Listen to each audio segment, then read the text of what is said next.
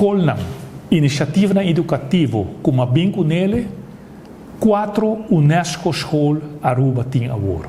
Uma iniciativa que nós iniciamos, não toda existia antes, na Kosovo cita tem 3 UNESCO School, Aruba para primeiro viagem, nós iniciamos o projeto e este projeto não, que está agora iniciar o meu ministério, maneira colégio EduCampus, ou escola Montessori público, Colégio Hilário Ángela.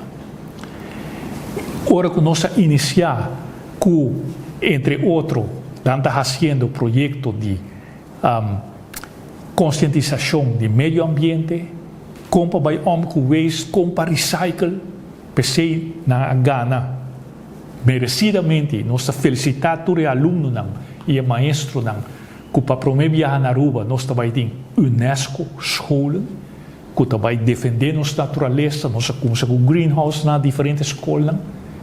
Pero ora, vou puntra Rede Democrático, Ricardo Cruz, Rudy Lambo, lo negativo está bem dilante para sobre a manipular a mente da população contra a Rede Democrático. Nós, por mencionar, nós temos que projeto, que agora que a Holanda também tem, de parte fruta na escola, nós iniciar o projeto, projeto está agora aqui, sobre com mucha que realmente está como saudável e por estudar bom também. E nessa hora que tem a temporada aqui de crise, que está sendo importante para nos alimentar bom nos muitos nós iniciar o projeto aí, pero vai puntra e for. Então, está agora associar Rede Democrático lo negativo, não é coisa tão positivo aqui que nós fazemos.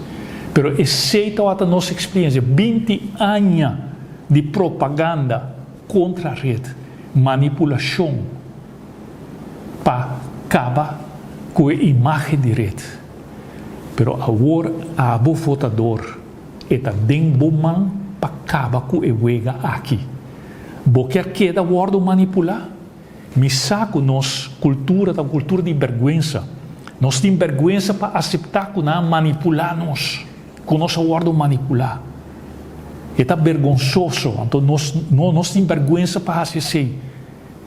Pero para o futuro de bom mês de boiúnan, botem que stop e huelga aqui de manipulação.